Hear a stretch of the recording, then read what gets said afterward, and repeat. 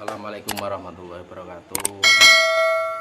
Apa kabar sobat-sobat kayu langka, kayu bertuah di seluruh Nusantara. Semoga panjenengan semua dalam lindungan Allah Subhanahu wa taala dan dimurahkan segala rezeki, dimudahkan urusannya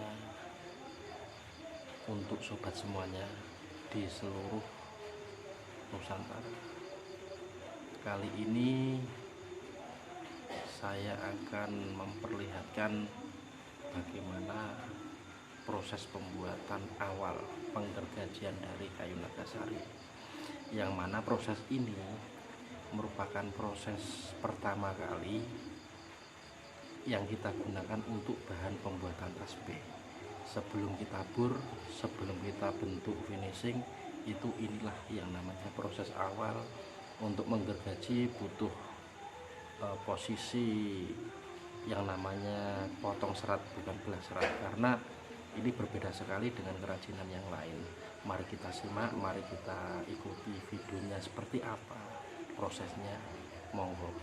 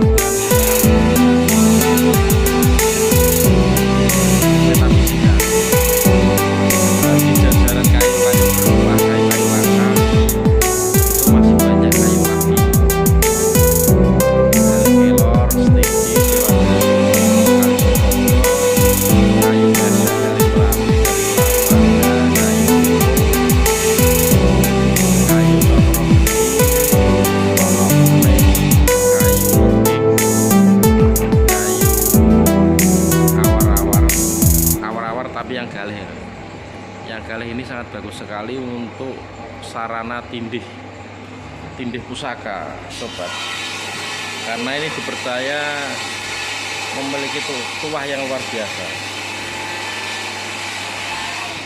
Di jajaran kayu-kayu langka, kayu nagasari termasuk kayu yang istimewa, kayu yang intinya dihormati, di kewibawaannya ada. Maka dari itu banyak orang-orang yang memburu kayu nagasari ini. Kalau nilai historis itu berawal dari kedatangan Sunan Gunung Jati ya, Syarif Hidayatullah. Itu menurut cerita dulu itu Mbah Sunan Gunung Jati punya seorang murid dalam wujud gaib. Kemudian kemanapun Kanjeng Sunan Gunung Jati ini berdakwah, dia selalu ikut. Kemudian singkat cerita, untuk selalu mengabdi ya kepada gurunya, kayu nagasari ini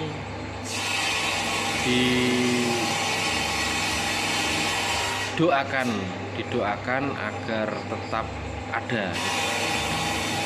Salah satu contoh di makam Sunan Gunung Jati Cirebon itu banyak sekali kayu nagasari yang tumbuh. Itu menurut cerita begitu teman-teman. Jadi sampai sekarang banyak diburu oleh orang-orang pelaku spiritual sebagai media pengobatan, sebagai media penangkal serangan-serangan gaib, sebagai media penglaris juga ada. Karena yang mempercayai apabila pakai kayu nagasari, kalau ada hajat akan segera terkabul.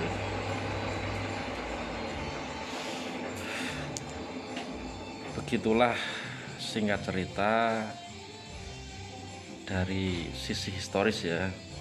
Kalau saya pribadi sebagai seorang pemburu kayu nagasari, saya mengusahakan kayu-kayu itu saya dapat dari kehendak alam, yang mana ini saya dapat dari pohon yang sudah mati tumbang atau pohon yang sudah kering, sudah tidak hidup lagi. Kemudian saya ambil, kemudian saya jadikan produk. Begitulah kegiatan untuk berkarya saya. Selain produk tasbih juga ada produk pipa rokok, kemudian ada produk gelang ukiran dari kayu-kayu tersebut, yaitu kayu nagasari.